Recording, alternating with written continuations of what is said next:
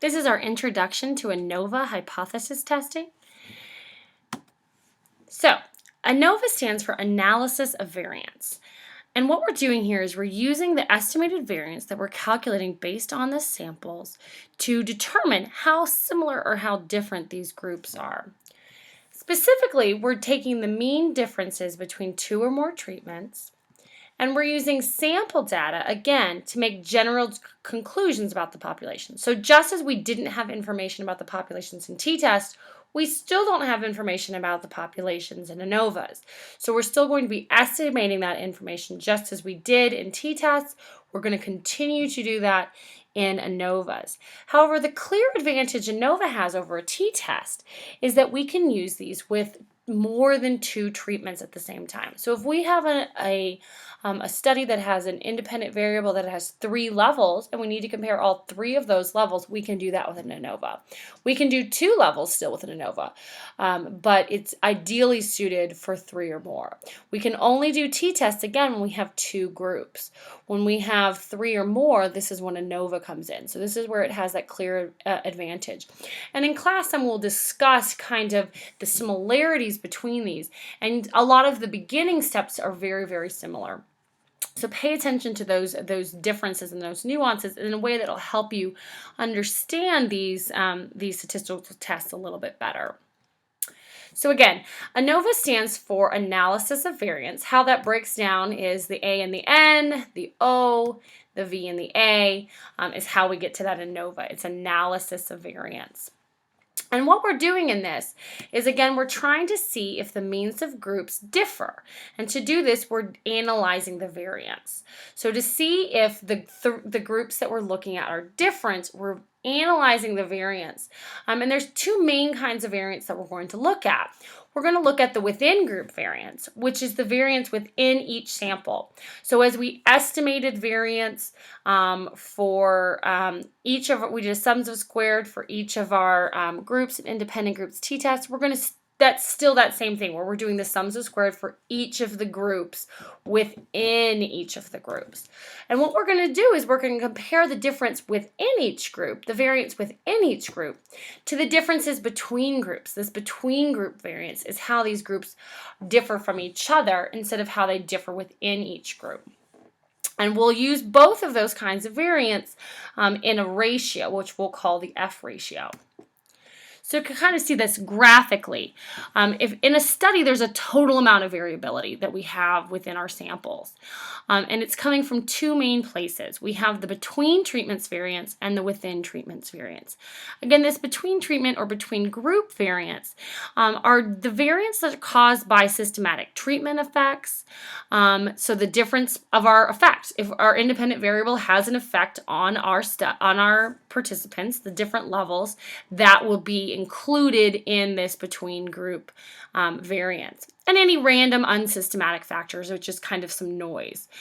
So our signal is being carried in that between treatments variance. Whereas our within treatments variance is really just noise in general. This is what we expect to see in our sample in terms of noise in general.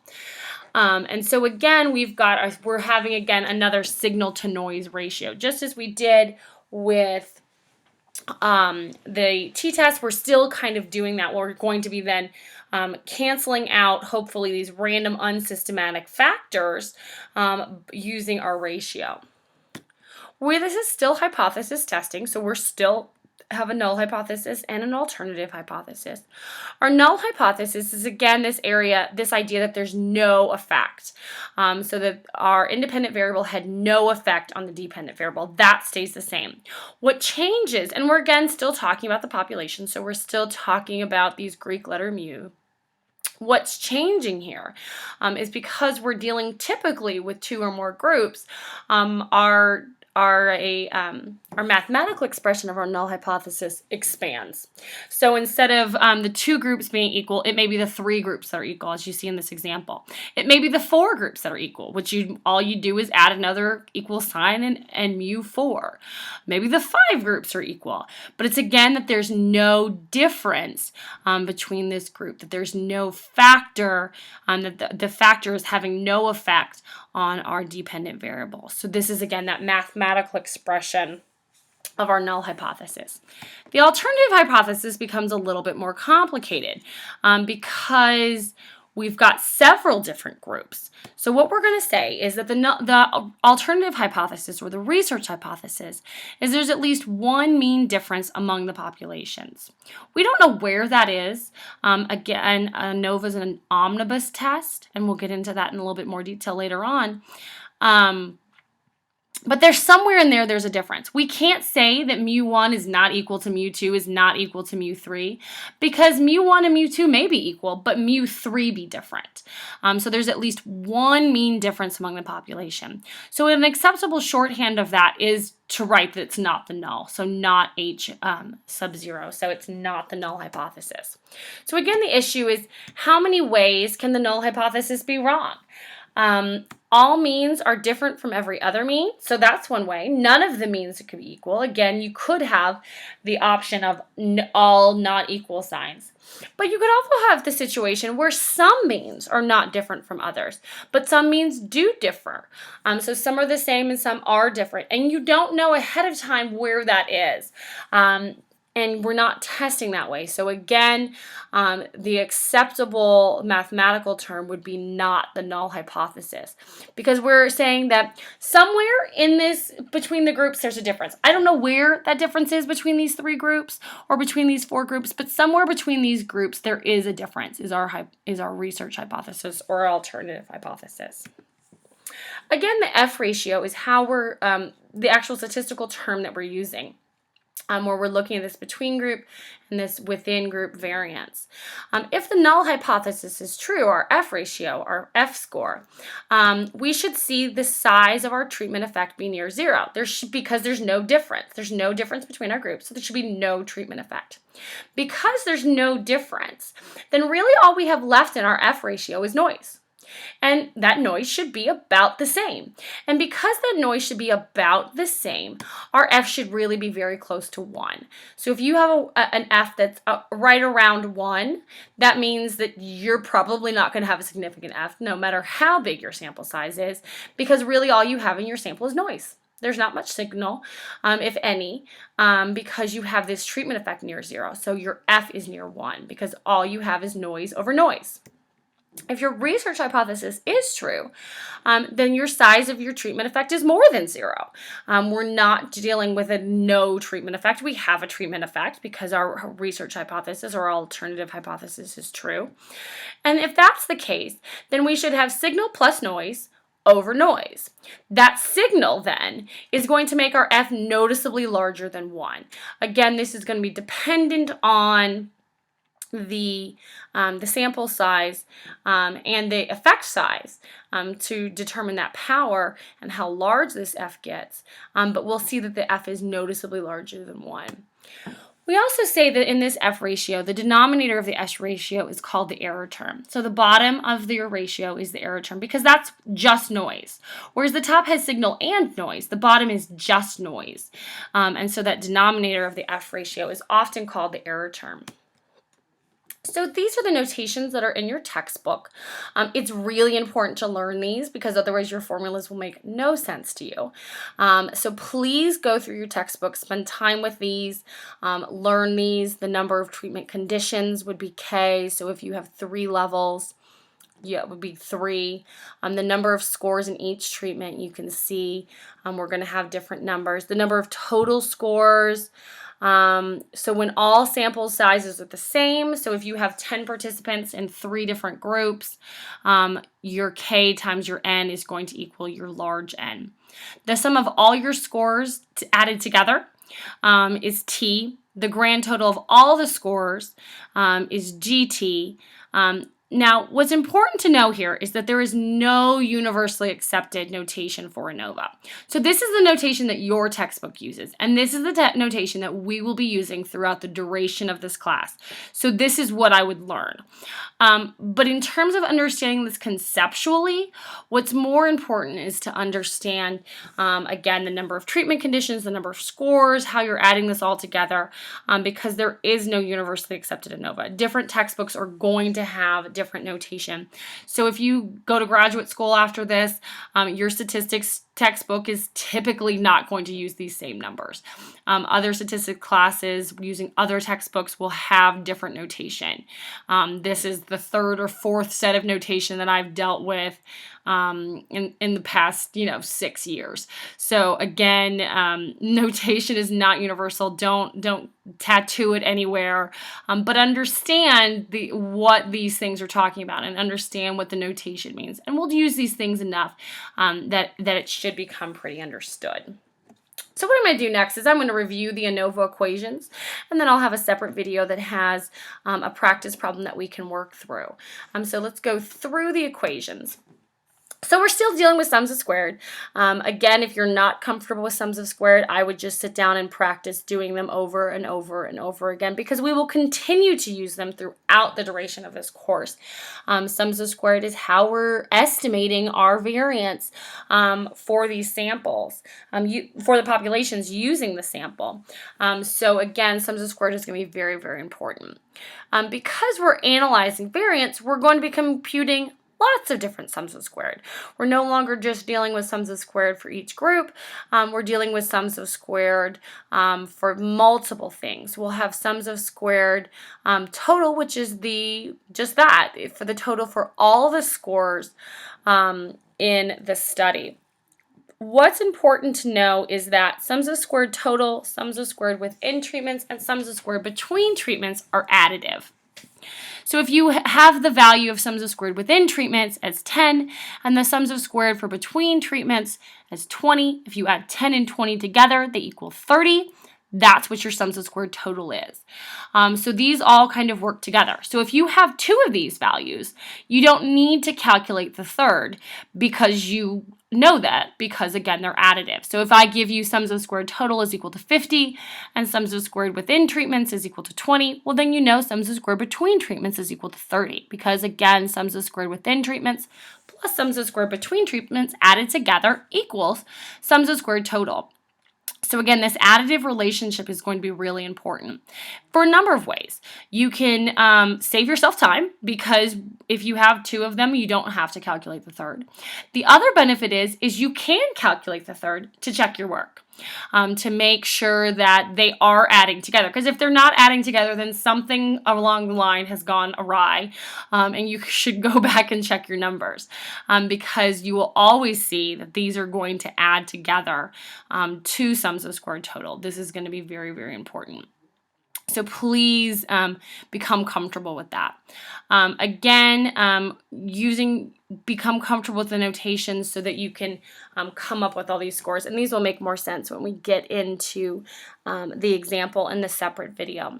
Sums of squared within treatment is the summation of all the sums of squared for each treatment. So if you have 3 treatment groups, you're going to do sums of squared for each of the 3 treatment groups, and then just add all 3 of those together. So that's what sums of squared within treatments is. This is going to be the simplest, where you're not really needing to learn any additional notation because of that. Again, we have sums of squared between treatments, where we're taking values for each treatment group combined with the overall and doing a difference there, and then adding them all together. And again, these will make more sense when we get into the video on the example. So again, we've still got degrees of freedom. We're going to be using these a lot as well. So our total degrees of freedom is all your scores minus 1. Your within treatments degrees of freedom is how many groups you have minus, or the number of scores you have minus how many groups you have. So if you have 25 participants in 5 groups, 25 total participants across 5 groups, then it'd be 25 minus 5, you'd have 20. The between treatments degrees of freedom is the number of groups, essentially, you have minus 1. So if I have 5 groups, 5 minus 1 would be 4. Again, you'll see when you add 4 plus 20 in this example, you'll get 24, which would be the same thing as taking the total of 25 minus 1. So again, you see degrees of freedom within and degrees of freedom between being additive to degrees of freedom total. Again, it's going to work the same way. If you have 2 of them, you don't have to calculate the third because you can do the algebra on that. This will become especially important when we get into Anova tables because those are really simple ways to kind of learn these formulas and practice these formulas, and I'll give you examples that I want you to practice working with these formulas to make you more comfortable with them. Mean square is a new term, but it essentially is that estimated variance for between group and within group. So this is the same calculation we've been doing in t-test. We're just calling it something different. So it's still sums of squared over degrees of freedom. That is the same. The only thing that's different is we're calling it mean squared between versus mean squared within. So again, the important thing here is going to be making sure you keep your betweens with your betweens and your withins with your withins. And so that's the important piece here. What we take these 2 scores then go straight into our F statistic. This is mean squared between is our between squared variance. It's that variance that's in the numerator.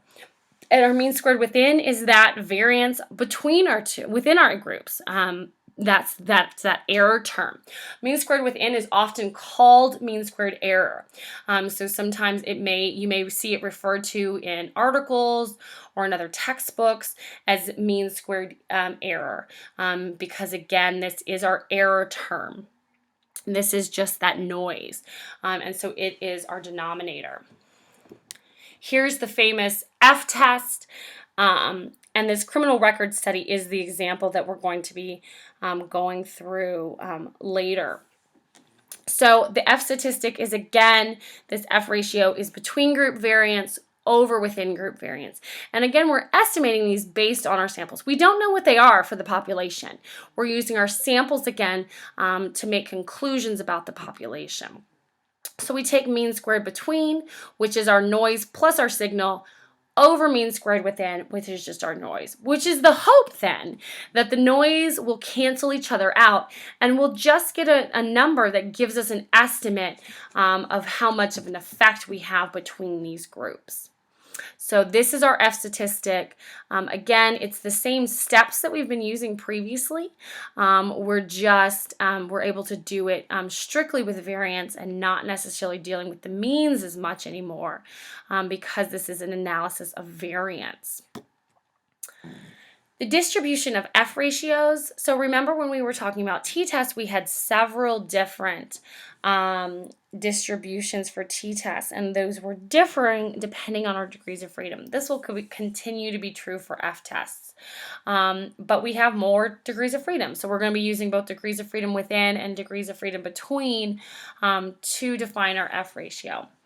Again, it's important to remember if that null hypothesis is true, the value of F will be around 1 because, again, there'll be no effect. It'll be close to 0.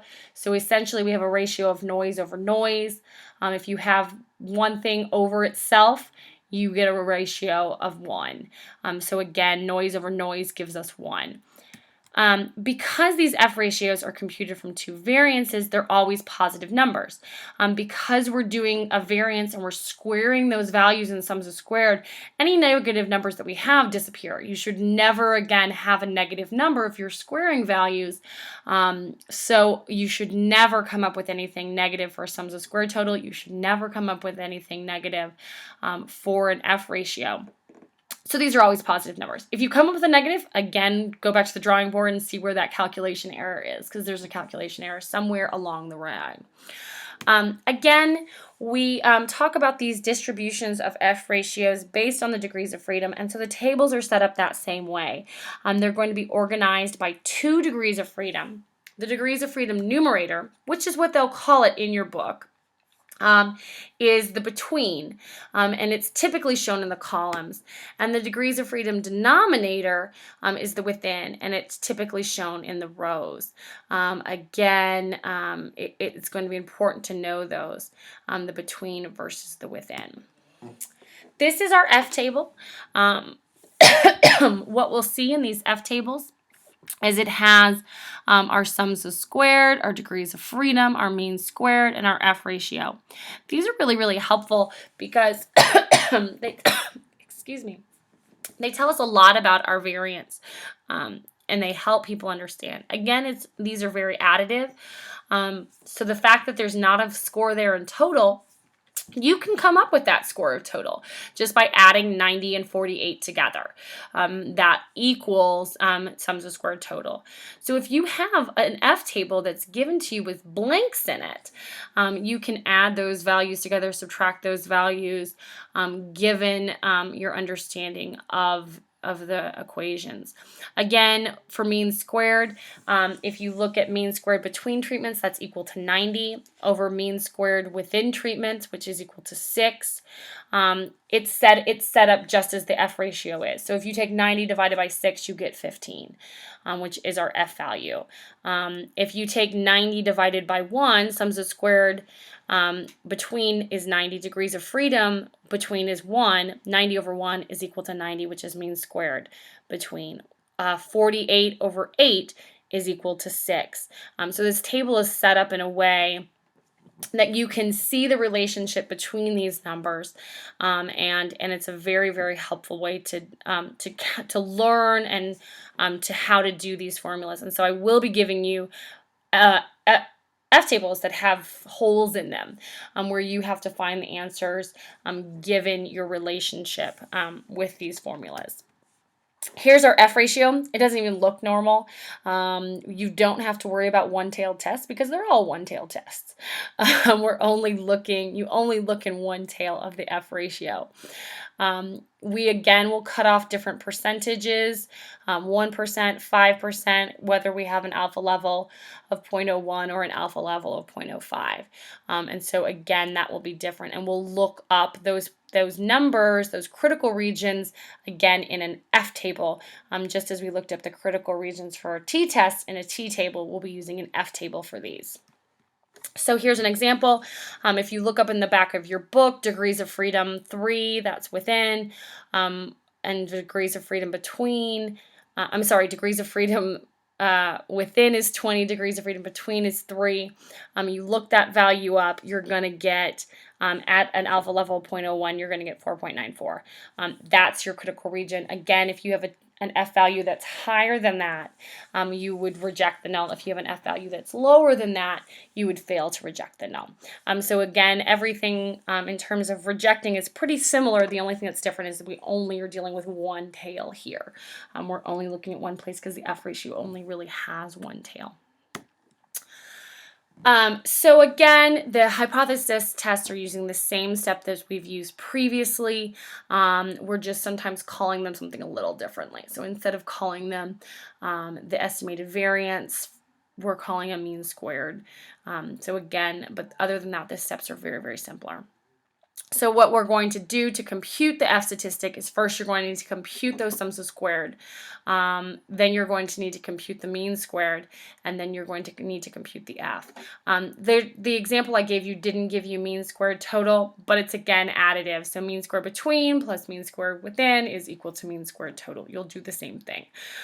Rarely do we use that mean squared total, which is why the formula is not covered.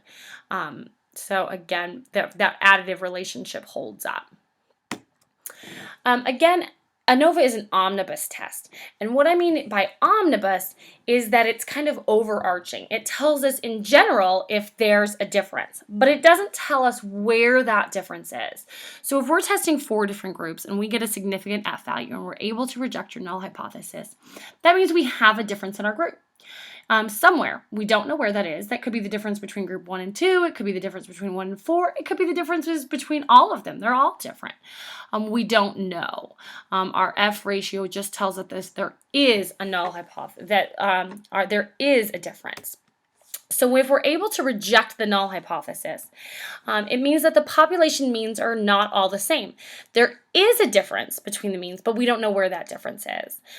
So again, that's an important concept to understand, this omnibus idea. We're going to use that when we go into post hoc testing in some of the subsequent lectures. So let's do a learning check real quick. Again, read the question, pause your video, answer the question, and then proceed forward for the answer. So which combination of factors is most likely to produce a large value for the F ratio? Again, look at your F ratio, think about the signal to noise, where signal is, where noise is, and how that F ratio is calculated. So please pause your video, answer the question, and then proceed on. So the answer is B, large mean differences and small sample variances. Again, we're talking about noise and signal. So again, large mean differences, just like in our t-test, is going to mean that there's more signal, where small sample variances means that there's less noise. So that's still going to hold true. Again, the f-test and the t-test are not that dissimilar. They have a lot in common, and you'll see that again in subsequent lectures. So here's another learning check. Again, pause your video after reading this, answer the question, and proceed on. An analysis of variance produces of sums of squared total of 80, sums of squared within of 30. For this analysis, what is sums of squared between? Remember again the additive relationship of these three. Please pause your video, answer the question, and proceed on. The answer is 50. Again, sums of squared total is equal to sums of squared within plus sums of squared between. So if you're given sums of squared total as 80, all you have to do is subtract sums of squared within to find that sums of squared between is 50. Please go on to the practice example that I discuss in the next video, and then there are additional examples that you should be calculating today and working on, and there are video answers and computations done by Dr. Good that are also posted on D2L.